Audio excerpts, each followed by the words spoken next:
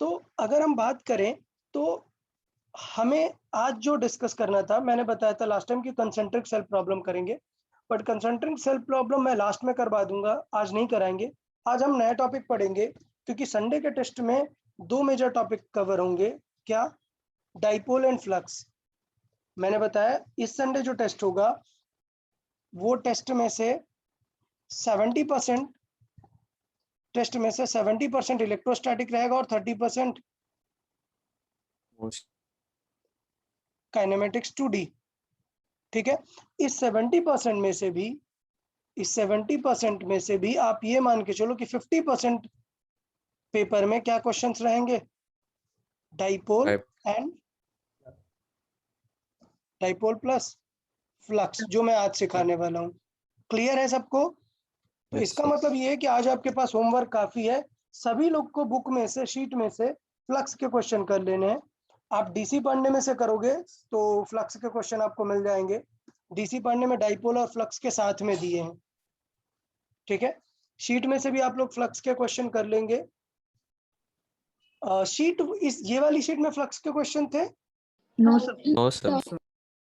Separate sheet post करता हूँ lecture के बाद।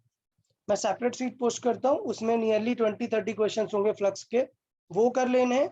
वो हमारे इस संडे का पार्ट रहेगा। कल और परसों प्रैक्टिस शीट डिस्कस कर लेंगे। ओके? Yes sir. ठीक है, तो स्टार्ट कर लेते हैं अपन। इलेक्ट्रिक फ्लक्स अच्छा टॉपिक है। इलेक्ट्रिक फ्लक्स की अगर बात करें, काफी ध्यान देने वाली बात है इलेक्ट्रिक फ्लक्स में। समझते हैं पहले बेसिक आइडिया कि इलेक्ट्रिक फ्लक्स मतलब है क्या एग्जैक्टली। इलेक्ट्रिक फ्लक्स मतलब क्या चीज होता है, तो समझेंगे।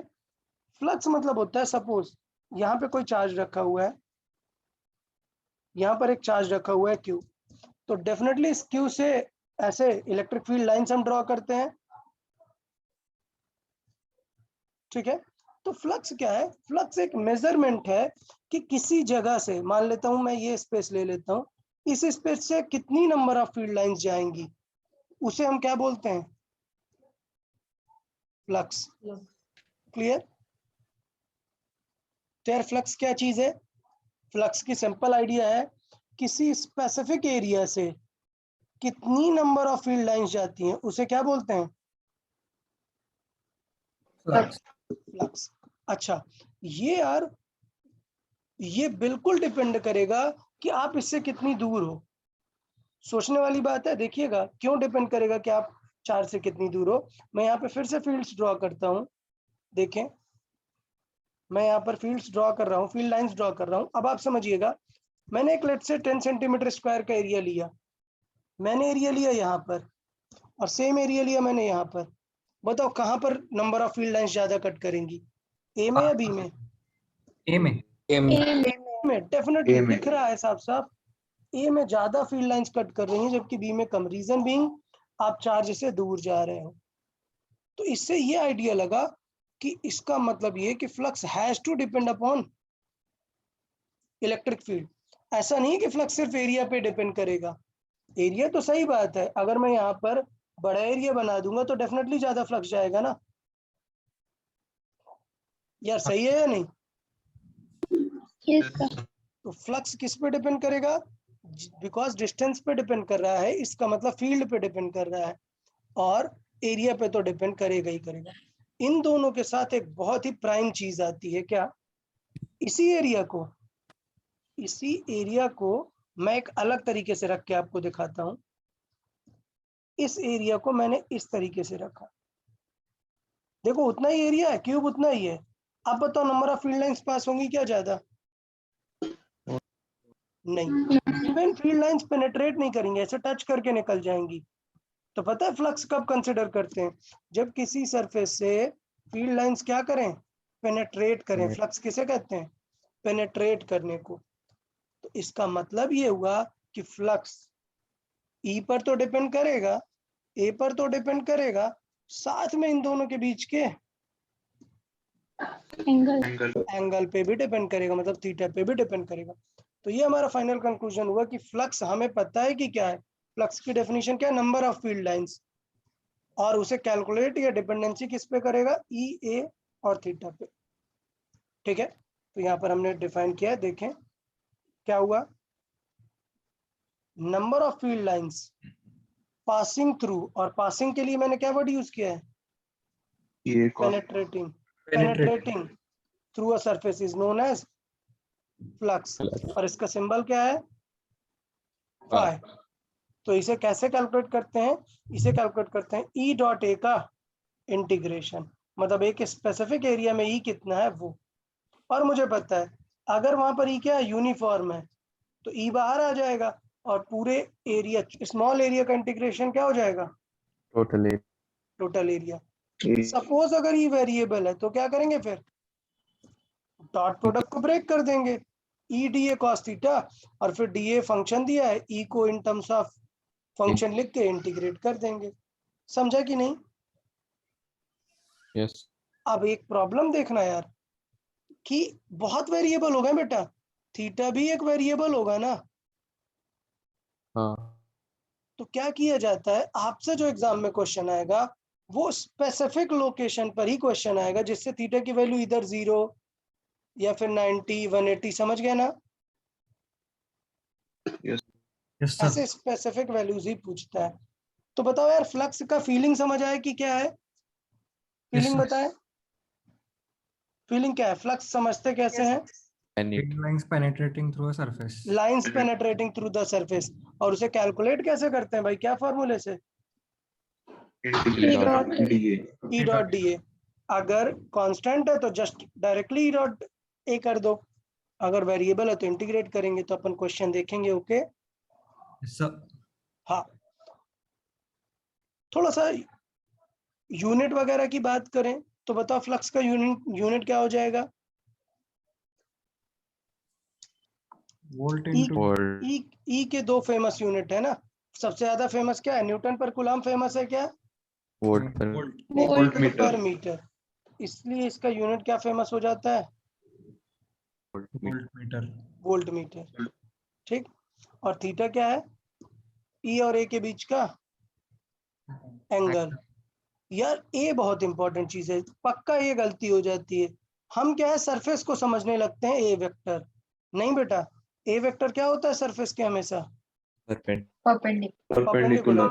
ये अगर मैंने सरफेस डाला, ऐसा सरफेस लिया है, ये सरफेस किस प्लेन में है, चलो फिगर देख के बताओ किस प्लेन में है ये सरफेस, अरे वाह क्या वाई जेड में है ये प्लेन, ठीक है, तो ये प्लेन वाई जेड में है। अब हमें पता है कि अगर ये प्लेन वाई जेड में है तो एरिया वेक्टर किस तरफ होगा, एक्स एक्सिस। एक्स में। तो अब अकॉर्डिंगली देखेंगे कि फील्ड अगर दी हुई है किधर, ऐसे आई कैप और जे कैप, तो समझ जाएंगे उसका डॉट किसके साथ कराना है, सॉरी आई कैप के साथ। यार आइडिया समझा कि नहीं, वेक्टर बहुत इंपॉर्टेंट है।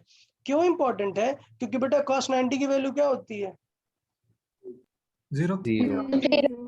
इसका मतलब ध्यान देते रहना है, अगर दोनों ई वेक्टर और ए वेक्टर परपेंडिकुलर हो गए तो स्टोरी क्लियर, एकदम आंसर 0। तो चलो क्वेश्चंस देखते हैं, तो और ज्यादा फील आने लगेगी आप लोग को कि क्या करना है एग्जैक्टली। बताएं फिर, ये क्वेश्चन रीड करेंगे सभी लोग, विदाउट स्टाइलिश बहुत टफ पड़ रहा है यार, आप समझ रहे हो, ठीक है, रीड करें question. Find the flux passing through a square loop of length L kept at 30 degree angle with the electric field. तो फिगर बनाने की जरूरत नहीं है, बट फिर भी मैं बता देता हूँ कि लेट से इलेक्ट्रिक फील्ड अगर ऐसी है, तो वो जो स्लोप रखा है, वो जो लूप रखा है, वो इलेक्ट्रिक फील्ड से कितना एंगल बना रहा है, 30 डिग्री। एक सेकेंड मैं 2D में बना देता हूँ, क्योंकि 3D में बनाना टफ है। ये मान लेते हैं ये ऐसा साइड दिख रही है आपको, लूप अंदर की तरफ रखा हुआ है, ओके, और ये एंगल कितना गिवन है, 30 डिग्री, ओके। तो चलो बताओ फिर क्या आएगा आंसर, ई तो यूनिफॉर्म दी है ना, बता दे आंसर क्या आएगा, ई ये एल एरिया कितना होगा, एल स्क्वायर। स्क्वायर और cos 30। कोई डाउट क्या किसी को, नहीं सर। बहुत ही बढ़िया, डाउट हो ही नहीं सकता तुम लोगों को बेटा। बताओ ये थीटा क्या है? A plus A. Angle between A vector and E E vector. बेटा इस सरफेस का ए वेक्टर इधर होगा क्या भाई? perpendicular. ओए, ये जो ब्लू कलर ड्रॉ किया ये है क्या ए वेक्टर? नहीं नीचे होगा। ऐसे होगा ना? तो पर एंगल 30 है क्या ई और ए के बीच का? 60. समझ आया या नहीं? Yes, sir. पक्का? तो आंसर cos 60 नहीं, cos 30 नहीं आएगा, क्या आएगा आंसर? Cos 60. 60. cos 60 आएगा। चलिए बहुत बढ़िया, पक्का समझ आया ना यार सबको? सर फिर Yes. एक बार तो वो आराम से। परपेंडिकुलर टू सरफेस है वो एक बार। हाँ देखिए, परपेंडिकुलर टू सरफेस कहने का मेरा मतलब ये है कि ये कुछ ऐसा है, इसे रुके और प्लेन में बना देता हूँ। अगर मैं बात करता हूँ कुछ इस तरीके से कि ये फील्ड है, ठीक है। अब मैं यहाँ पर ये बनाना चाहता हूँ, यहाँ पर ये मैं बोल रहा हूँ कि लूप ऐसा है, ये 3D लूप है, ऐसा रखा हुआ है, और ये लूप है, ये स्क्वायर है, मैंने टिल्टेड बनाया है इसलिए आपको ये दिख रहा है, ये एंगल 30 दिया है। समझा कि नहीं? जबकि मुझे पता है कि एरिया वेक्टर के साथ होता है थीटा एंगल। किसके साथ? Area vector. एरिया वेक्टर तो सरफेस के हमेशा कैसा होता है? Perpendicular. परपेंडिकुलर। तो अब आप लोग ही बताओ ना यार, ई और ए के बीच का एंगल 30 है क्या? नहीं, ई और सरफेस के बीच का एंगल 30 है। ए के बीच का एंगल कितना है? 60। क्लियर है नहीं यार सभी लोग? Yes, sir. हाँ सर। पक्का फ्लक्स के बारे में ये सबसे बड़ा डाउट का पार्ट है, थीटा दिखते ही सीधे मार देते हो आप लोग आंसर। क्लियर रहेगा ना? Yes. चलिए ठीक है, तो ये आंसर होगा अपना, क्या आएगा यहाँ पर? cos 60 रखने वाले हैं। आगे समझ में आ गया सभी लोग को? चले नेक्स्ट पार्ट करेंगे। यहाँ पर आप लोग थोड़ा सा थॉट दें, बेटर रहेगा, फिर मैं एक्सप्लेन करूंगा। ओके, आराम से 1 मिनट थॉट दें प्रॉपर।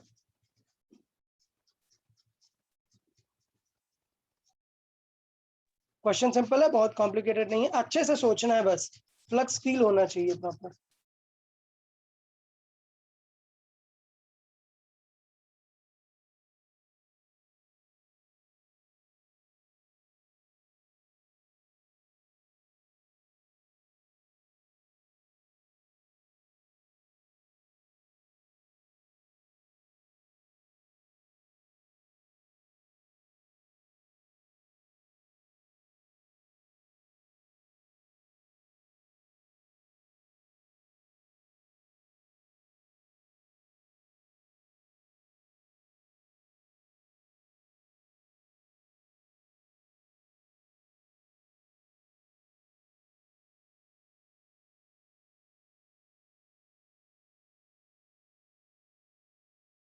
चले बताया यार, किसी ने ट्राई किया क्या?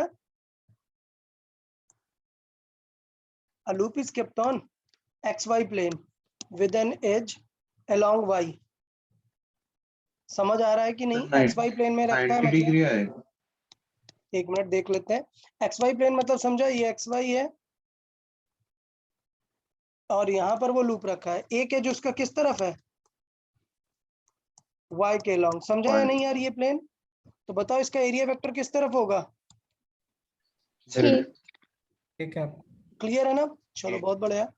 Next, find the flux if E is variable as 5x i cap. तो E की डायरेक्शन किस तरफ है? I cap i cap. बताओ यार, अगर ये आई कैप है तो क्या इस सरफेस को पेनेट्रेट कर पाएगी क्या? नहीं कर पाएगी। और सिंपल बात है, E डॉट ए वेक्टर क्या आने लगेगा? E में है 5x i कैप और वो क्या है? 0 k कैप। डॉट प्रोडक्ट क्या आएगा? 0। 0। तो फर्क नहीं पड़ता कि E वेरिएबल दिया है, आंसर क्या आएगा? 0। पक्का समझ में आया कि नहीं दोनों बातें? नंबर 1 पेनेट्रेशन वाली feeling and number 2 mathematical feeling, दोनों क्लियर हुई या नहीं? हाँ सर। ठीक है, तो फ्लक्स बिल्कुल डाइपोल जैसा ही एक इम्पोर्टेंट टॉपिक है, तो आप लोग इसे ध्यान देंगे। पक्का? थीटा 90 आ गया, कुछ सॉल्व करने की जरूरत नहीं, फ्लक्स 0। ओके, क्लैरिटी है यार सबको? हाँ सर। चले, अब बताएं, अगर फील्ड के कैप की तरफ है 5x के कैप, तब बताएं क्या आंसर होगा। चले, कोई हेल्प करे, कोई बताए मुझे कैसे अप्रोच करेंगे, मैं इसमें आपको दिखाता हूँ, आप लोग समझेंगे इसे। लूप कहाँ रखा है? XY एक्स वाई प्लेन में। फील्ड किस तरफ है? के के कैप की तरफ। इसका एरिया वेक्टर भी किस तरफ है? A cap. K cap के कैप, मतलब अच्छे से बिल्कुल दिख रहा है, पेनिट्रेट कर रहा है। कॉस थीटा कितना है? 0 0। कोई डाउट क्या? 1 नहीं हाँ सर। नहीं, कॉस 0 है थीटा तो 0 मतलब 1 वैल्यू, हाँ वैल्यू 1 होगी। तो हमें सिर्फ क्या बचा? फ्लक्स निकालना है, मतलब क्या हुआ? Integration of E dot integration E ये ई dot D D A. D A, ये क्योंकि कॉस तो हो गया 1। अब बताओ डी ए निकालने के लिए स्ट्रिप कैसी लेंगे? मान लेते हैं एल लेंथ का लूप था, horizontal तो बताओ ऐसी स्ट्रिप लूं? नहीं, एक ऐसी स्ट्रिप Standing. लेनी पड़ेगी जहां पे ई फिक्स हो। तो ई किसके अकॉर्डिंग चेंज हो रहा है? एक एक एक्स के अकॉर्डिंग ना, ई की वैल्यू। X K भाई cap ई की वैल्यू एक्स अलग अलग रखोगे तो ई बदलेगा ना। तो ई वेरिएबल किसके लिए है? एक्स एक्स के लिए। एक्स के लिए। तो आपको इंटीग्रेशन में भी क्या लाना पड़ेगा? एक डी एक्स। समझा या नहीं बताइए? तो डी एक्स लाना पड़ेगा, तो Yes. स्ट्रिप कैसी चूज करोगे? What? इस तरह। vertical समझा या नहीं? हाँ तो अब सर। काम बन गया यार, मुझे लगता है समझ गए आप लोग। Flux will be integration of 5x, और डीए की वैल्यू क्या होगी? L dot D x. समझा ना? और लिमिट क्या रखनी है? 0 to L. L। तो 5L बाहर आ गया, और x का इंटीग्रेशन x²/2, लिमिट रखी 0 to L। पक्का समझा ना सभी को यार? तो क्या फ्लक्स निकालना दोनों तरीके से समझ आया? 3 तरीके मैंने बताया यार, तीनों क्वेश्चन कितने क्वालिटी क्वेश्चन पिक किए हैं वो समझिए। एंगल की जो गलती होती है, मिसकॉन्सेप्शन है, वो भी मैंने यहाँ पर क्लियर कर दिया। दूसरा, वेरिएबल समझ के हर समय इंटीग्रेट मत करते रहना, ये भी क्लियर हो गया ना। और जहां पर जरूरत है इंटीग्रेशन की, वो भी क्लियर हो गई आई गेस। पक्का? Yes sir. अच्छा यार, किसी ने मुझे ये नहीं बताया कि सर एरिया वेक्टर परपेंडिकुलर यही क्यों लिया, पीछे तरफ भी तो ले सकते थे ना, तब ये वैल्यू क्या आती? नेगेटिव आ जाती ना। हाँ। मैंने cos 180 माइनस आ जाता है, इसका मतलब फ्लक्स क्या आ जाता? नेगेटिव। तो क्या फ्लक्स नेगेटिव हो सकता है? हो सकता है बेटा, फ्लक्स पॉजिटिव भी हो सकता है और नेगेटिव। तो क्या कहा गया है? पॉजिटिव चार्ज वाले फ्लक्स को पॉजिटिव और नेगेटिव चार्ज वाले को नेगेटिव। बट ये हमेशा नहीं होगा यार, सरफेस के क्वालिटी पे भी डिपेंड करेंगी चीजें। तो पैटर्न क्या बनाया गया? पैटर्न ये बनाया गया कि प्लस से, फ्लक्स को प्लस क्यों बोल रहे हैं? मान लो ये सराउंडिंग है, तो प्लस मतलब फील्ड कहाँ जा रही होगी? आउटवर्ड। बाहर ना।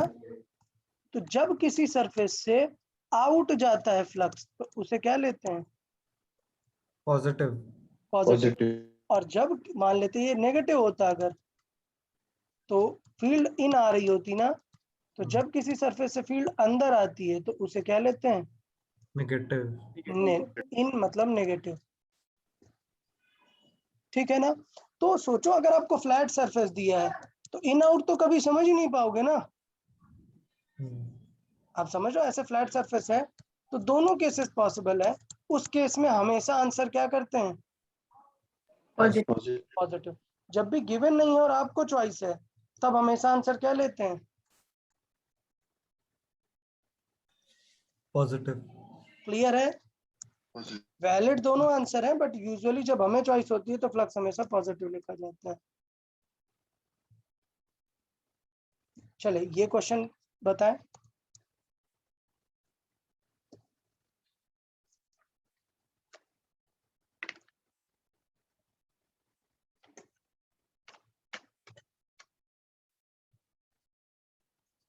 अ सॉलिड हेमिस्फीयर मतलब ये हेमिस्फीयर है। आप ये समझ रहे हैं, जो मैंने सर्कल टाइप बनाया ये उसका क्या है, सर्कुलर सरफेस है, और ये हेमिस्फीयर है। ओके, और ये यूनिफॉर्म फील्ड में रखा है। बताओ आंसर।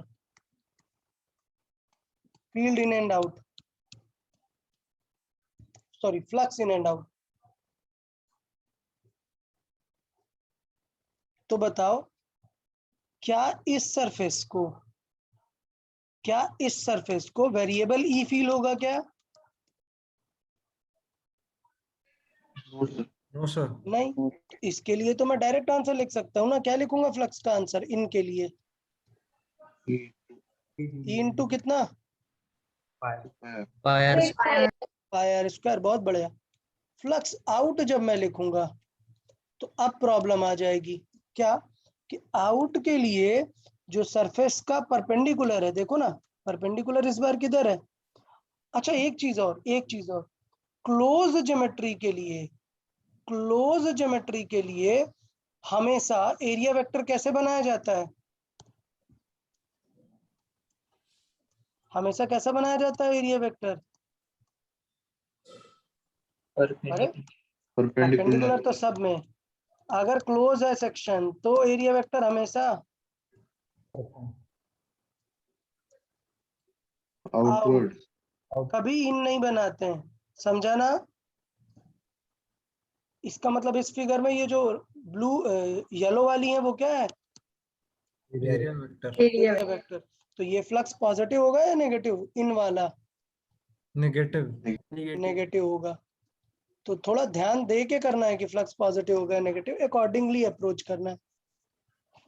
अब अगर क्वेश्चन में फिगर ही नहीं बनाया तो फिर मतलब बात नहीं कर सकते हैं, बट डेफिनेटली ई इन क्या होगा इस बार? नेगेटिव। रीजन समझ आए कि नहीं सबको? अच्छा, सेकंड पार्ट में प्रॉब्लम देखना। सेकंड पार्ट में अब जो एरिया वेक्टर है वो तो परपेंडिकुलर टू द सरफेस होता है ना। एरिया वेक्टर तो ऐसे रहेगा ना, हाँ सर। ई के साथ हर बार एंगल बनाएगा। तब क्या करेंगे फिर? निकाल पाएंगे क्या? नहीं निकाल पाएंगे, क्योंकि ई तो वेरिएबल नहीं है। लेकिन क्या वेरिएबल है इस बार? Area. एरिया वेक्टर नहीं, क्या वेरिएबल है? थीटा। तो बेटा थीटा को फिर लिख पाना एक्स के टर्म्स में, और ये सब बहुत टफ होता है। बट मैंने आपको इसकी मैथमेटिकल कैलकुलेशन बताई थी। जब भी ऐसा कुछ यूनिफॉर्म फोर्सेस लगते हैं और वेक्टर सॉल्व करते हैं तो हमें कर्ड एरिया नहीं लेना पड़ता। क्या कर लेते हैं उसकी जगह पर? Projected area. तो टेंशन लेने की कोई बात ही नहीं थी। इसके वर्टिकल कंपोनेंट सारे क्या करेंगे? कैंसिल हो रहे होंगे, और नेट हॉरिजॉन्टल का इफेक्ट ही दिखेगा। और देखो एरिया वेक्टर क्या आएगा इस तरफ? आउट आएगा ना, ई के ही अलोंग है ना। तो क्या आना चाहिए? ये flux positive. E into pi r square भी आंसर यही आएगा इसमें। समझ आया कि नहीं? फ्लक्स और फील आया कि नहीं फ्लक्स के बारे में? हाँ सर। साइन, यही मैंने बताया कि साइन यार फिक्स नहीं है। जब आपको चूज करना है, दोनों पॉसिबिलिटी है प्लस माइनस, तो आंसर हमेशा प्लस मार्क करेंगे। लेकिन जब हमें पता है तो हमें सिर्फ बेसिक कॉन्सेप्ट यूज करना है। जब एक प्लेट है तो हमें नहीं पता कि एरिया वेक्टर किधर होगा, आउट या ये नहीं पता ना, तो कौन सी वाला चूज करेंगे जो आंसर कैसा देगा? पॉजिटिव। लेकिन अगर कोई क्लोज सिस्टम बना है तो फिक्स ही है, एरिया वेक्टर हमेशा आउटवर्ड बनाते हैं। तो अगर अंदर आपने प्लस चार्ज रखा तो फील्ड भी कहाँ ही आएगी? इसलिए मैंने बोला था कि आउट वाला फ्लक्स क्या आता है? प्लस वाला फ्लक्स पॉजिटिव। इसलिए मैंने बोला था आउट नहीं, प्लस वाला फ्लक्स पॉजिटिव। और यहाँ नेगेटिव रख दोगे तो इन। बट यहाँ पे क्वेश्चन बदल गया, बट बेसिक तो फीलिंग वही है ना। एरिया वेक्टर ड्रा करो, चेक करो पॉजिटिव हो गया नेगेटिव। शिव प्रसाद क्लियर है या नहीं? पॉजिटिव नेगेटिव कैसे देखना है? अगर एरिया वेक्टर के डायरेक्शन में फील्ड है तो पॉजिटिव, अगर एरिया वेक्टर के अपोजिट है तो नेगेटिव। मुझे लगता है क्लैरिटी है यार इस बार। अच्छा एक चीज और, मैंने फिगर भी गलत बना दिया था यहाँ पर। फील्ड बाहर, अंदर तो परपेंडिकुलर जाएगी, बाहर निकलेगी तो फिर परपेंडिकुलर करके, याद है ना? यस। ठीक है, तो आपको समझ में आ गया, इन हो गया और आउट, दोनों में क्लैरिटी है ना? हाँ सर। चलो बहुत बड़ा। तो मुझे लगता है फ्लक्स का फॉर्मूला वगैरह यूज करना सभी को आ गया ना? 4 क्वेश्चन कराए, चारों एकदम इंपॉर्टेंट है। ओके, चले अब एक बहुत बड़ा कंट्रीब्यूशन देखते हैं क्या, गॉस। इन्होंने फ्लक्स को एक अलग तरीके से ही समझा और बहुत ही बढ़िया कैलकुलेशन करके निकाली यहाँ पर। ठीक है, तो गॉस लॉ काफी पूछा जाता है, हम इसे धीरे धीरे समझेंगे। इन्होंने क्या बताया, फ्लक्स है क्या indirectly? Number of field lines. Flux क्या है? Number of field lines. तो इन्होंने देखा कि किसी जगह से कितनी, किसी एक एरिया से कितनी फील्ड लाइंस जाएंगी, ये किस बात पर डिपेंड करता है? वहां की इलेक्ट्रिक फील्ड। वहीं से ये कंक्लूजन लेके आए थे कि ई डॉट डी ए पर ही डिपेंड करेगी नंबर ऑफ फील्ड लाइंस। अच्छा, ई खुद किस पर डिपेंड करेगा? रेडियस। चार्ज। चार्ज पर। भाई जितना बड़ा चार्ज उतना ही ज्यादा फील्ड होगी, उतनी ज्यादा फ्लक्स होगी। मतलब अगर यहाँ पर एक 1 कूलम चार्ज है तो इसकी फील्ड ऐसे दिख रही है मान लो, और यही 1 कूलम की जगह क्या रख दोगे, 10 कूलम, तो यही फील्ड इंटेंसिटी बढ़ जाएगी ना? यस। तो इसका मतलब ये हुआ कि मैं सीधा बोल सकता हूँ कि नंबर ऑफ फील्ड लाइंस किस पे डिपेंड करती हैं? चार्ज। चार्ज पे। चार्ज। तो इसलिए फ्लक्स भी किस पे डिपेंड करता है? चार्ज। चार्ज पे। तो ये एक अलग ही इंटरप्रिटेशन यहाँ से लेके आए क्या, कि अगर फ्लक्स चार्ज पर डिपेंड करता है तो कोई एक कांस्टेंट लगाकर, कोई एक कांस्टेंट यूज करके फ्लक्स निकाला जा सकता है। इन्होंने एक इंटरप्रिटेशन ये दिया कि अगर अगर पहले वाले जो मैंने फॉर्मूला दिया था उसमें मुझे पता नहीं है कि चार्ज क्या है, उसमें मुझे क्या पता है? फील्ड। फील्ड। मैंने उससे निकाला। इन्होंने बताया कि फील्ड अगर किससे क्रिएट हो रही है, एक चार्ज से, तो टेंशन लेने की जरूरत नहीं है, flux proportional to that charge ही होगा। और ये प्रोपोर्शनलिटी जब हटता है तो यहाँ पे कांस्टेंट क्या आता है, 1/ε0। तो बेसिकली गॉस ने क्या दे दिया, एक फ्लक्स का नया फॉर्मूला दे दिया, जब फ्लक्स किससे पूछा हो, रिलेटेड टू चार्ज। चार्ज। तो अब चार्ज दिया तो ई निकाल के इंटीग्रेट नहीं करने लगना, समझा कि नहीं? किस लिए ये इजी पड़ गया? अगर आपको चार्ज दे देता तो आपको इंटीग्रेट करना पड़ता ना फिर ई लिख के, याद है कि नहीं? यस। हाँ हाँ, सर। तो इंटीग्रेट करने की जरूरत नहीं है। जब क्वेश्चन में ई दे देगा तो कौन सा वाला फॉर्मूला यूज करेंगे?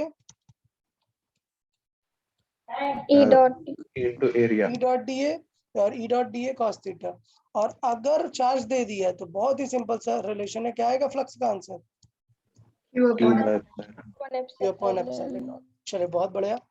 तो अगर किसी दूसरे मीडियम में रखा है चार्ज तो फिर समझ गया, एप्सिलॉन नॉट के साथ के आ जाता है, डाइलेक्ट्रिक ऑफ दैट मीडियम।